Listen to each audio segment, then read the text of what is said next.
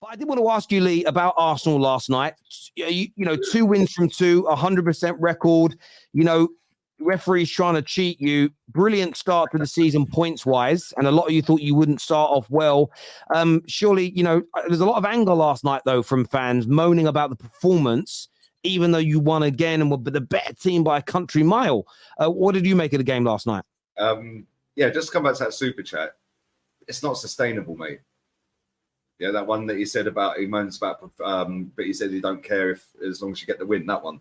Yeah, and this is the thing, it is not sustainable. When you're trying to shoehorn one player into the team to the detriment of the playing style and shoehorning other players into positions that are not natural for them, it's not sustainable, mate.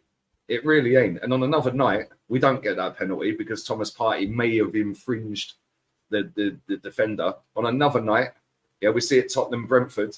Yeah, the Eze penalty ends up being a penalty. Yeah, on another night, yeah, Tomiyasu stays on the pitch. Like, people can sit and cry about referees all they like. I don't tend to moan about refs, but that ref was awful.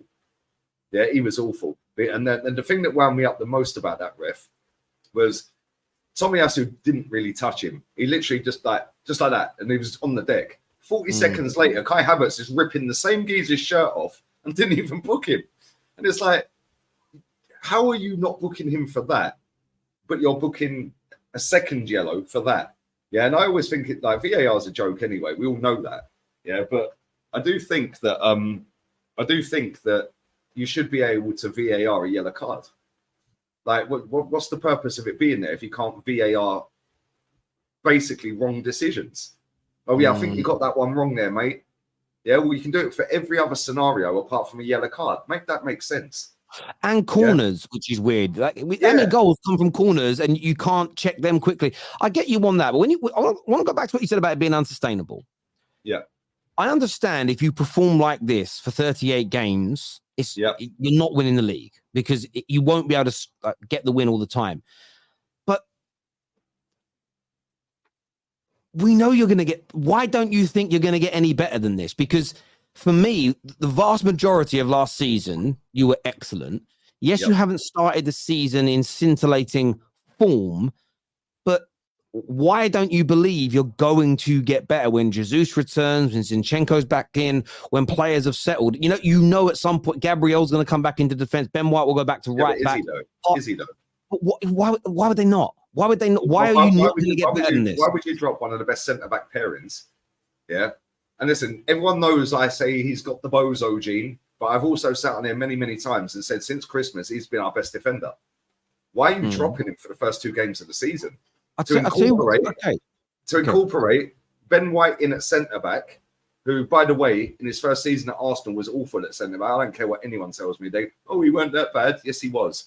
Right, at right-back, he was one of the best right-backs in the league last season. He was up there with Trippier for sure. Yeah, and if we hadn't have fallen off a cliff at the end, I probably would have said he was the best right back. Let me ask you a question. Let me ask you a question. We'll go back to it. Could you give me some positive reasons as to why maybe Gabriel hasn't started the first 2 games of the season without trying to find a negative reason? There is no positives. Well, so you're telling me there's no possibility that maybe, just maybe, he's had a knock and his fitness ain't ready to start games yet? Or maybe he's linked to Saudi Arabia and maybe we're doing a deal with Saudi. Maybe. So maybe the player has said, I want to go. So again, you can't blame Arteta for that. No. Hold on. Let's just stop because I don't want to go down this route of shouting in here. But at the end of the day, that is one of the best centre-back pairings in the league. I think we can all agree on that, yeah? Right? When they play together, they're quality. And if one's having a bad game, the other one's having a good game. It's very rare they both have a bad game at the same time. Very rare. And we've seen that all of last season, right? So why drop that? Why drop that pairing? The only thing I can think of that is dropping that pairing is to shoehorn Kai Havertz into the team, right? Which he's doing. And that means that we're going to then put Thomas Partey at right back, Ben White at centre back, Saliba at left centre back. It's mind-blowing because you're taking one player out of the team that's been part of one of the best centre-back pairings in the league. There's no other explanation for it other than you're trying to get Kai Havertz in the team, or maybe we're doing a deal to Saudi. Yeah. Hang on. So why can't the explanation be, when you say there's no other explanation, that isn't true. That isn't true. So I'll give you at least two top of my head. Maybe Hassan's got others. Maybe he's had a knock and isn't fully match fit yet. Hang on. You didn't listen to what I just said. Not fit enough to start yet. Stop right there. Please stop. Let me just say one thing. If you're fit enough to come off the bench, you're fit enough to start the game. No, that's not true. Hang on. But do you want to know why I know? Do you want to know why I know that's not true? Because again, some of the greatest managers that we've ever witnessed have done that by putting players that are not quite ready to start yet, but he's on the bench. We've seen Fergie do it. We've seen Pep do it. So to say, my point to you is to say there's no other explanation than he's shoehorning Kai Havertz in is not true. You want that to be the reason so you can be angry. You're not looking. What you never do, Lee, when it comes to Arsenal, when it's weird, is you never look for what could be the actual reason. Maybe part of the reason is something you complained about last year. There was no plan B. Maybe he's looked at these two games and gone, I think even with some changes, I think we can beat these teams. So I want to make a few changes to try a few other little systems out on maneuvers because we think we're supposed to be doing that in pre-season. Hang on. Let me just finish. Pre-season's only half. They're not real games. You can try things in pre-season. Maybe he looks at it like, by the way, I've seen Pep and Fergie and Wenger and Klopp in their pomp do, where they make changes against teams that they know they should be beating. And Liverpool are a great example of this. Liverpool's best team under Klopp, we could all name the starting 11. We could all name the players that were in that team. But I remember reading the stat, it was just after they won their league title, that in the previous 60 matches, that team had only started about 11 games together, which means there was always rotation or different players coming in, and you've won your 2 games. I'm not saying you shouldn't be concerned with the performance levels and wanting them to get better. But what I find really intriguing is how the reasons for the poor performances is always going to these weird conspiracy theories and negativity. Because you don't know the reason, but you're saying it can only be shoehorn Kai Havertz. If he's in the squad, he is fit enough to play. He came on and played. If he's in the squad, he's fit enough. That isn't true. Because he came on and played.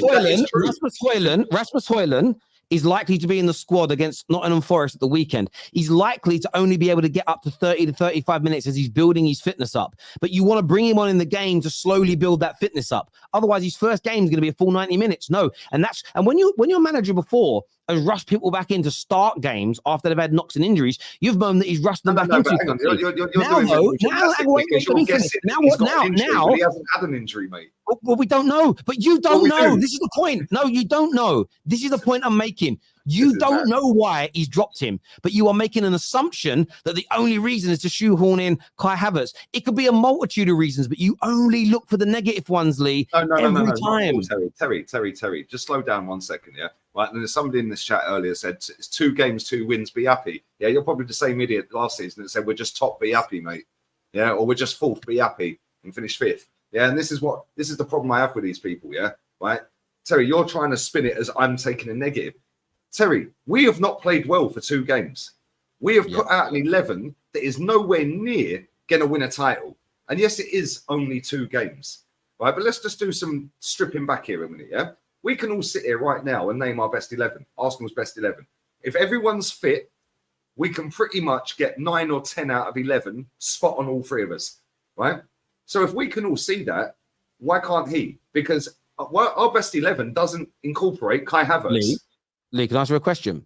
What if Gabriel has been shocking in training? And he shouldn't be in the squad then, should he? Okay, so he's on the bench though. Injured, and he hasn't been shocking in training, so he's in the squad. Has this ever happened in football before, where players have been bad in training, therefore they're not starting in games? Yeah, of course it has, Terry. But again, you've just given another reason. No, I'm not reaching. I'm giving you an example. You said the only reason he's being dropped is to accommodate Kai Havertz, but you just admitted it could be something else. It could be something else. No, why can't it be something else? Why can't it be something else? It can be something else, Terry. But ultimately, and stop saying it's only one reason. Die on the Kai Havertz hill around Christmas time. But we'll see. We'll see what happens with that. Look, I'm not even saying. I'm not going to keep shouting over you. At the end of the day, them 2 performances that we've had so far have not been great. They have not been great. Yes, we can get better. But the reason we will not win anything and the reason we will not get ultimately so great that we can challenge again is because this manager is out of his depth. He's trying to shoehorn players into that team, yeah, because he wants to die on that hill because he's Kai Havertz is Arsenal's third highest ever signing. Mm. Declan Rice, Nicola Pepe, and then him. He's undroppable. He's undroppable because really. Well, we've played 3 games this season. Community Shield, he played the whole game. The last game, I think he played pretty much the whole game. Maybe he didn't. I don't know, but I'm sure he stayed on for the whole game. And last night, 97 minutes. And you won all 3. And you won all 3. Well, we drew 1 and 1. Yeah, but you won the game. You won on penalty. You won the game. Well, the game ended a draw, Terry. So he has 100% win ratio. All you've ever said on the terrace is football's about winning. Yep. You're not telling the truth. That's You're not telling the truth. You're not telling the truth. Honestly, from the heart of hearts, Terry, are Arsenal winning the title this season? Listen, I think they've got a good chance to. I think Arsenal have got a very good chance to. I'm not denying that you've got to improve your performances. All I've asked you is the question, and someone in the comments says Terry's just making up scenarios in his head. Yes, so's Lee. So's Lee. Not really. So are you. Not really. No, So you are. There is We're no both good doing reason to drop Gabriel. But there could be a good reason. What if he's not performing in training? So you believe? So based on what you're saying is, if he's not performing in training and he's got a knock, he should start games. Is that what you're saying? We shouldn't be in the squad then, because he was fit enough to come off the bench last night. Hang on, Lee, but football's not that black and white. Because maybe the knock's gone. It's a simple game confused by idiots. Stop. Maybe he hasn't got the knock now, but he's trying to build his fitness up. So if a player's building their fitness up until they're 100% fit, which they won't get without playing games, they shouldn't be back in the squad. That means once a player's out, hang on, let me finish my point. So what you're saying is, if a player's not 100% fit, he shouldn't be in the squad. That means a player will never be 100% fit because it means he'll never play a fucking game. It doesn't make sense, Lee. It doesn't make sense. You're just being negative for no reason. You're lying. Why are you trying to spin this I'm negative narrative? You're such a joker, I swear. No, you are. You are. Give me a positive. Give me a positive. So what should I be positive about? Tell me what I should be positive about. I've watched my team win 2 games. Can I tell you what you should be positive about? Go on, Sam. Someone needs to land the minerals in this show. I think Arsenal Football Club are winning the league this season. And I genuinely believe it. And the first 2 games has actually been a massive indication of that. Because when we won the league in 1920, we were nicknamed 2-1 FC. Winning games in a shit manner is actually better than winning games 4-0. And I'll explain it to you. I think winning games 1-0 and 2-1, the way that they did against Forest, the way that they did against Palace, which is surviving a 10-minute, 15-minute period of pressure towards the end and getting those 3 points, I think that builds even stronger momentum than winning 4-0 or 5-0. So for me, Arsenal playing this badly and having 6 points on the board is the exact proof that Arsenal are going to win the league this season. And I think they're ready. The only way I see Arsenal not winning the league this season, because context matters. You know, I do context around here. Context matters. If they get like hella injuries and blah, blah, blah, fair enough. Now, the Gabriel situation, I hear what he's saying about Havertz. Maybe he is trying to shoehorn Havertz into the team. But the one thing that disproves your point, in my opinion, is Tomiyasu. Because I think you could get rid of Tomiyasu, put Gabriel in, and you could play Ben White on the right. So you could switch it in a different way, play 3 at the back.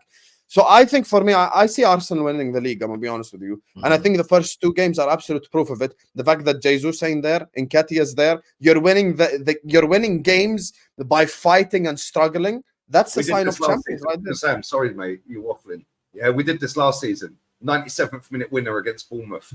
Yeah, we did this last season. Last minute winner for Eddie Nketiah against Man United. Yeah, we were getting over the line in certain games, doing it the tough way without playing great. Yeah, we were top of the league for 93% of the season, right?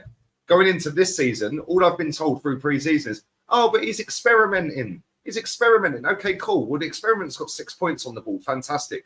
Yeah, but let me tell you right now, yeah, we are not winning the league. Man City are winning the league. Yeah, they're the only team in the league that are serious. They're the only team in the league that actually have a set style of play, and you know exactly what they're going to do. Yeah, and they're going to do it better than anyone. So if Arsenal win the league, I want a video apology from you. Video 100%. Apology. Wait, I hope I want you to apologize to me publicly on video. If Arsenal win the league. I'm not deluding myself. Yeah, I hope he does win the league. But his in-game management, his substitutions, his starting 11s, and his man management of players is a disgrace.